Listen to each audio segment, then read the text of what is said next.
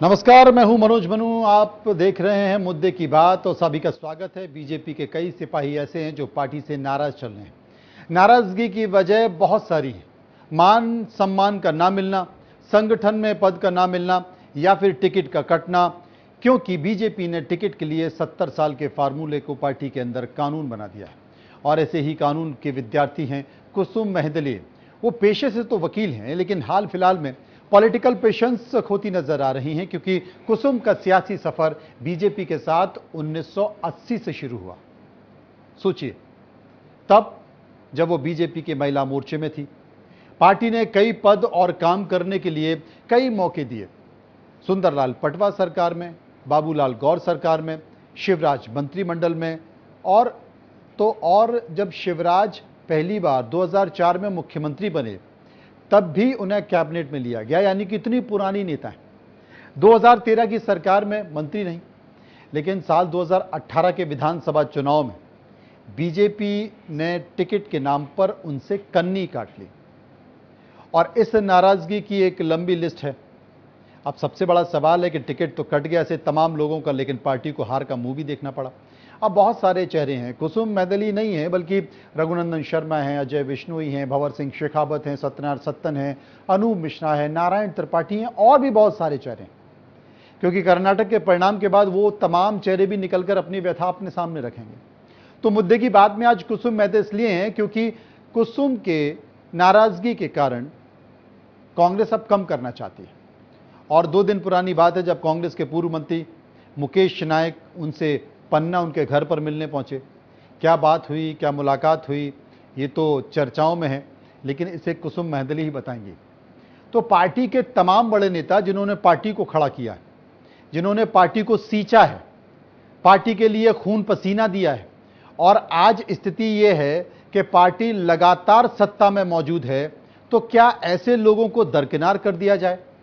क्या ऐसे लोगों की पार्टी में पूछ परख कम कर दी जाए? और जब ऐसी स्थिति होगी तो स्वाभाविक तौर पर नाराजगी होगी। आखिर क्यों वो मान सम्मान नहीं है जो पहले इन नेताओं को मिलता था? कुसुम जी हमारे साथ मौजूद हैं। कुसुम जी, इंडिया न्यूज में आपका बहुत बहुत स्वागत है।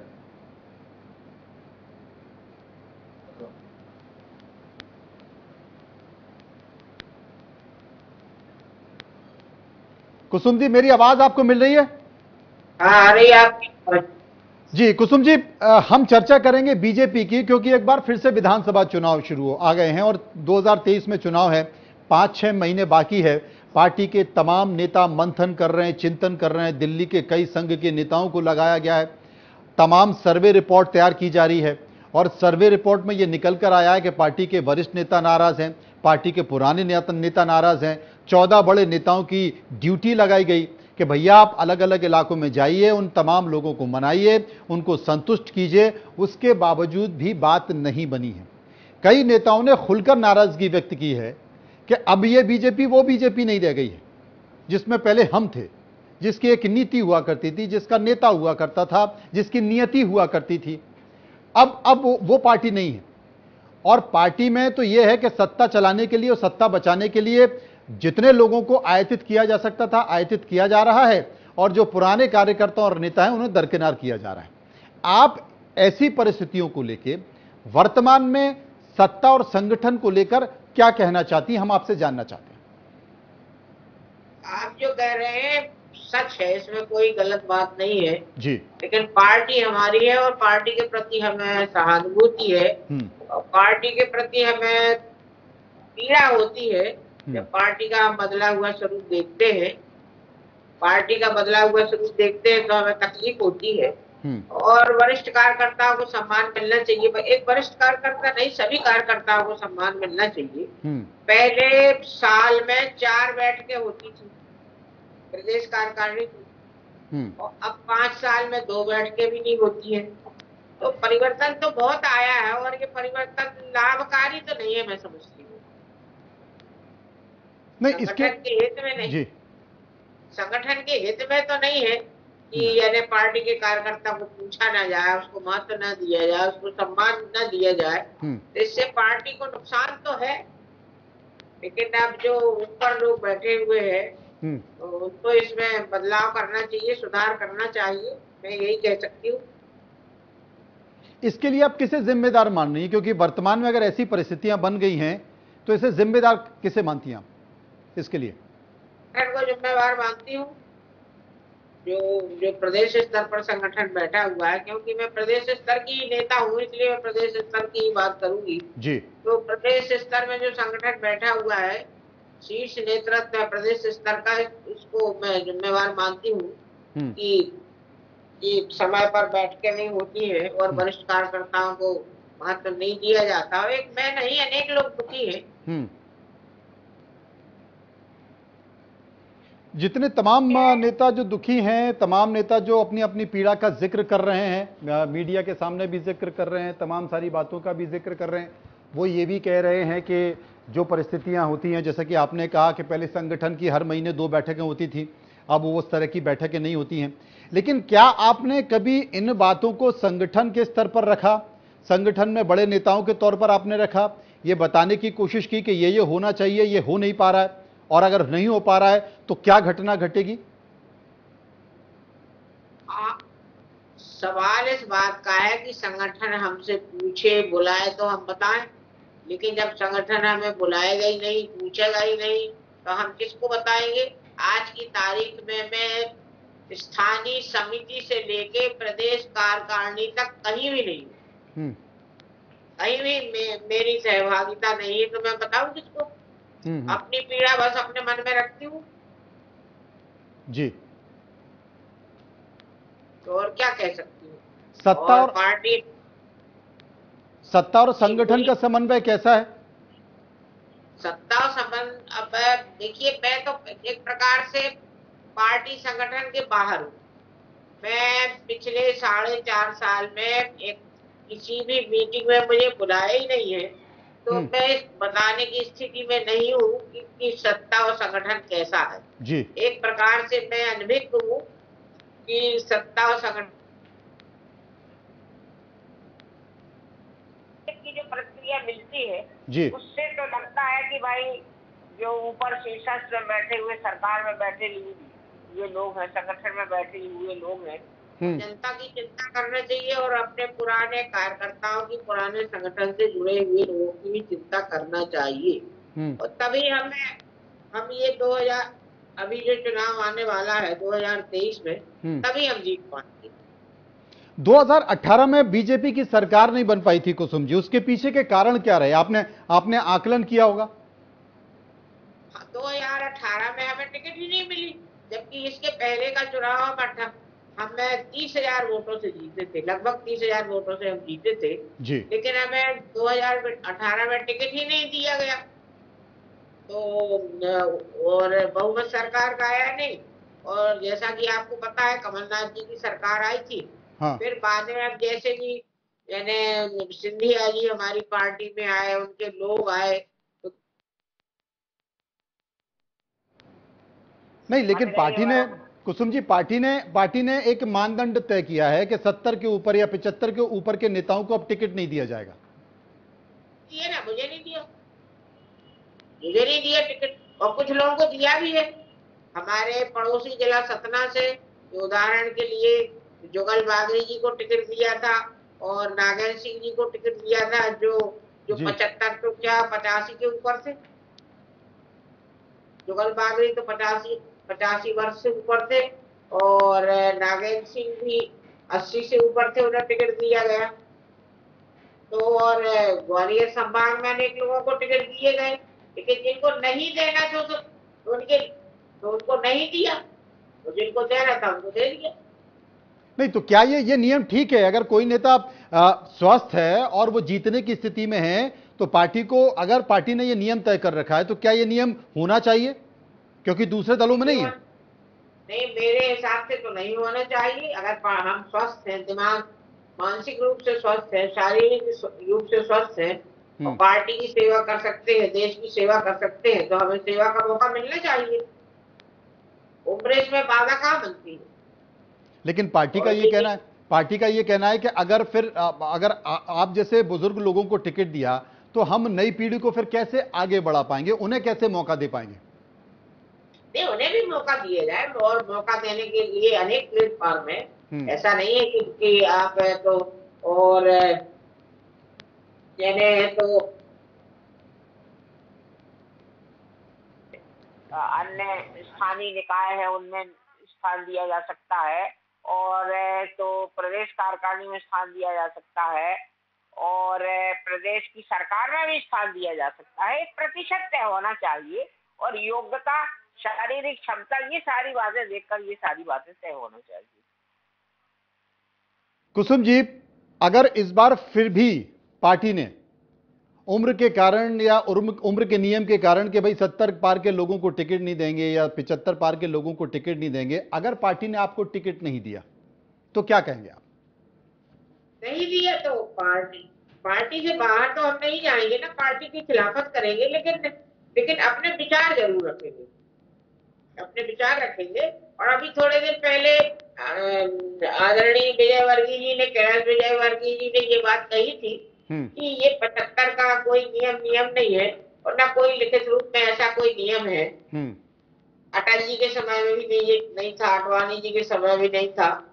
तो आज लेकिन मोदी जी के समय में है, मोदी जी के समय में है, लेकिन अब मैं कहना नहीं चाहती, अनेक लोग ऐसे हैं जो 75 के ऊपर है और सरकार में मंत्री बने हुए हैं, और क्या पता आगे फिर भी मंत्री बनेंगे।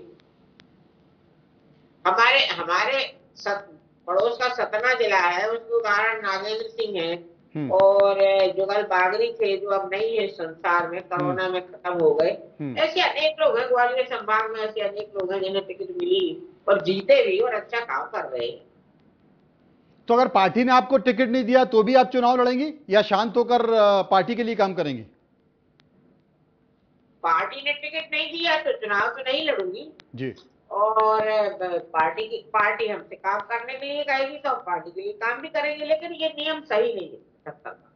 ये नियम सही नहीं है।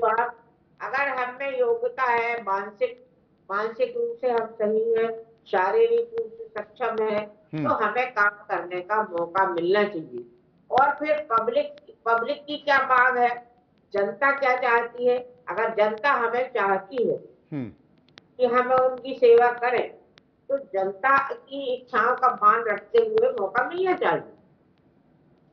जो स्थिति जी आज आप सर्वे करवा लें तो मैं समझती हूँ कि 3/4 मध्य प्रदेश में लोग ये कहेंगे कि पुराने लोग बहुत अच्छा, यानी पहली हमारी पीढ़ी के लोग बहुत अच्छा काम कर रहे थे और उन्हें मौका मिलना चाहिए। तो अभी जो पीढ़ी संगठन में बैठी है, संगठन की कमान संभाल रही है, सत्ता की कमान संभाल रही है, सत्ता में बैठी हुई है, क्या वो पीढ़ी ठीक काम नहीं कर रही है?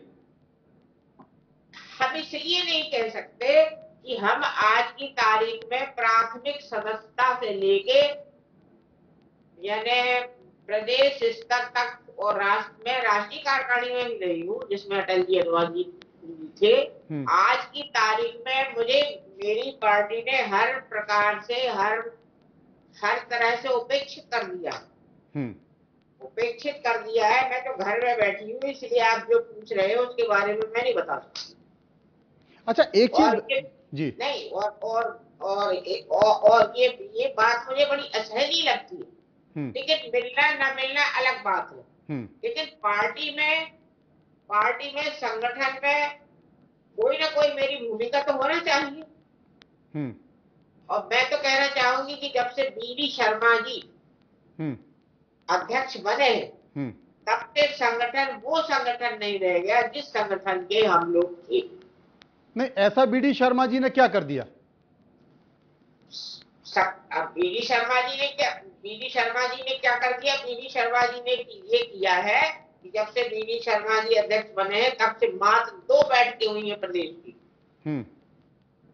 और जबकि यानी पार्टी को निरंतर सक्रिय बनाए रखने के लिए बैठकें आवश्यक होती है, और भले वरिष्ठ कार्यकर्ता सत्ता में ना हो, लेकिन संगठन में उनकी भूमिका होना चाहिए, क्योंकि वरिष्ठ कार्यकर्ता जब संगठन में होते हैं तो संगठन सुचारू रूप से चलता है और सही चलता है, और उन्होंने जो अभी तक अनुभव पाया है उसका लाभ संगठन को मिलता है और सत्ता को भी मिलता है। लेकिन कुसुम जी, मैं देख रहा हूं आपने कहा कि 2 बैठकें हुई हैं, लेकिन मैं देखा हूं कि शिव प्रकाश जी, जामवाल जी, मुरलीधर राव जी, बीडी शर्मा जी, मुख्यमंत्री शिवराज सिंह चौहान जी लगातार प्रदेश में बैठकें कर रहे हैं, तमाम नाराज नेताओं को बुलाकर चर्चा कर रहे हैं।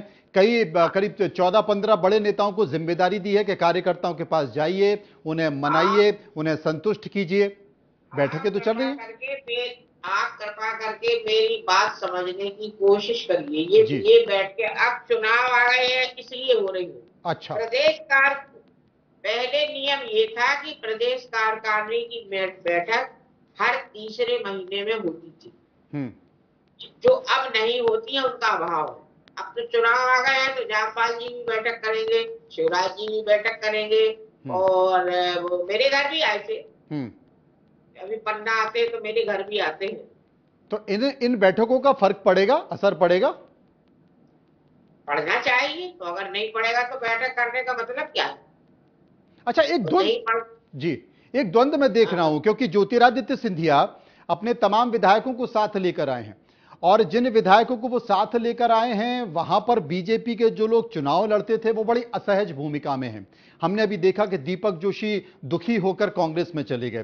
तो ये जो दो विचारधाराओं का टकराव है, क्योंकि तमाम बैठकों में इस बात की चर्चा हुई है, बंद कमरों की बैठकों में इस बात की चर्चा हुई है कि जितने भी कार्यकर्ता साथ में आए हैं, दो विचारधाराएं मिली हैं, वो बिल्कुल मिल नहीं पा रहे, उनके मन मिल नहीं पाए। तो क्या वाकई इससे पार्टी में कोई अजीब सी स्थिति निर्मित हुई है? बिल्कुल निर्मित हुई है। और हमारे जो यानी जो कार्यकर्ता हैं, जो यानी हमारे जो यानी कहना चाहिए कि जो हमारे बेसिक कार्यकर्ता है, जो हमारा भारतीय जनता पार्टी का, वो उपेक्षित हुआ है, घर बैठ गया है। यानी जो बाहर से लोग आए वो मंत्री बन गए, मलाई खा रहे हैं, और हमारा कार्यकर्ता कर की टोकरे खा रहा है, तो अंतर तो आएगा। अब ग्वालियर संभाग में सारे कार्यकर्ताओं के मन से पूछिए आप। अभी कल ही पेपर में मैं पढ़ रही थी कि जितने भी ग्वालियर संभाग के पुराने यानी वरिष्ठ मंत्री हैं, कार्यकर्ता हैं, तो सब दुखी है, सब दुखी है। तो ऐसे में जोड़ तोड़ की सरकार है, भले बना लो, लेकिन भारतीय जनता पार्टी की सरकार बनाने में तो बड़ी दिक्कत होगी। नहीं, लेकिन 2018 में जिस तरीके से ज्योतिरादित्य सिंधिया और उनके विधायकों को आपने लिया और सरकार बनाई, क्या वो निर्णय ठीक था? अब माननीयों ने लिया है तो ठीक ही था। ऐसे तो मेरी नजर में बिल्कुल ठीक नहीं था, और लिया भी था तो उन्हें मंत्री नहीं बनाना चाहिए। लेने तक तो ठीक है, लेकिन हमारे कार्यकर्ताओं की, जो भारतीय जनता पार्टी का मूल कार्यकर्ता है, उसकी उपेक्षा करके ज्योतिरादित्य सिंधिया जी के यानी विधायकों को मंत्री बनाना मेरी दृष्टि में उचित नहीं था, बिल्कुल उचित नहीं था।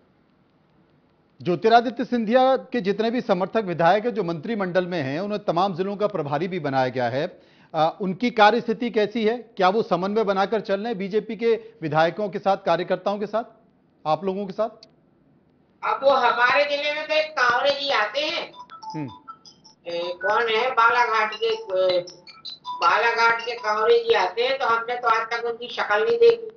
तो समन्वय कैसे बनता है? अगर वो बनाने आते तो मेरे घर भी आते, क्योंकि मैं कोई अछूत तो हूं नहीं और विदेशी भी नहीं हूं।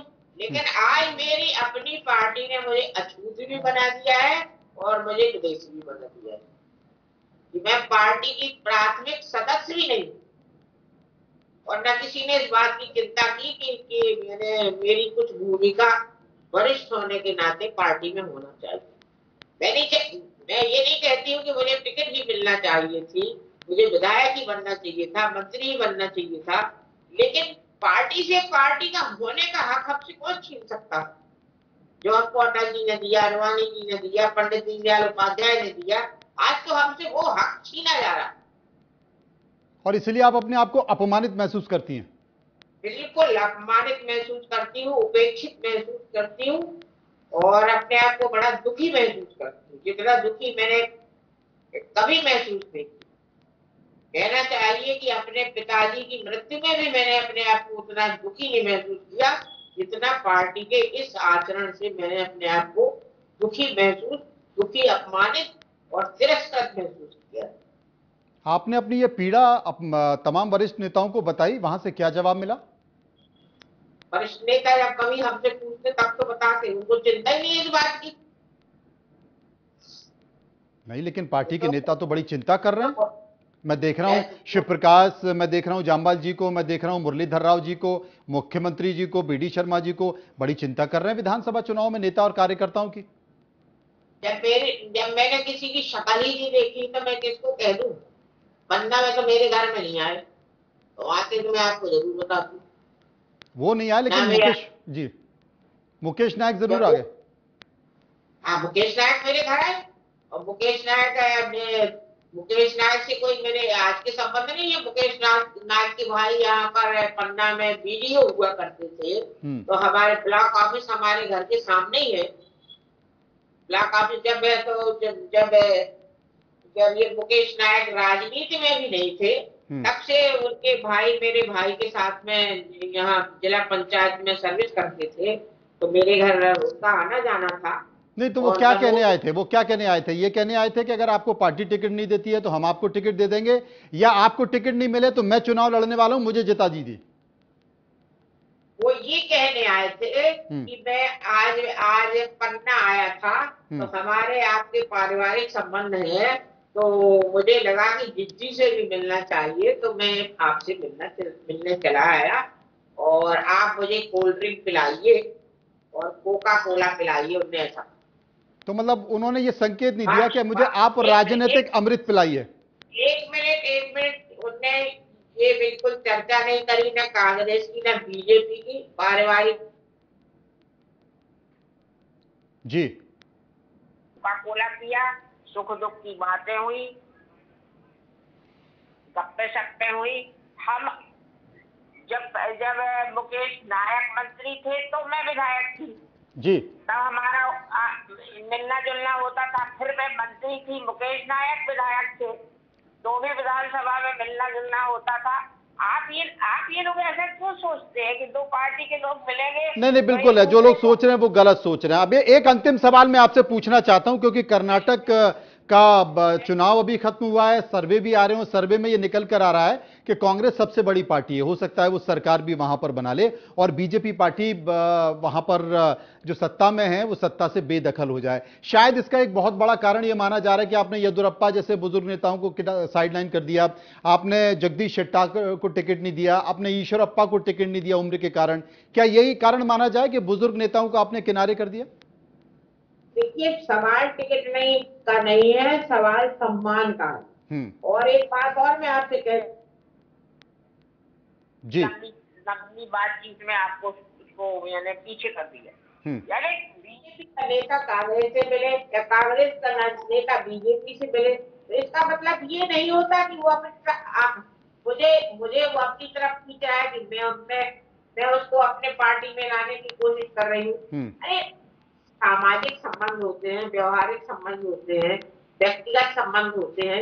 अब मेरी अपने घर की रिश्तेदारियां मेरी अपनी बिरादरी में कांग्रेसियों में है, तो मैं क्या करूं? उनको छोड़ दूं, या वो कांग्रेसी है तो वो मुझे छोड़ दे? और उनमें अनेक लोग सांसद हैं, विधायक है, तो रिश्तेदारियां खत्म कर दे कि वो कांग्रेसी है, मैं बीजेपी की हूँ, मैं बीजेपी की हूँ, वो कांग्रेसी।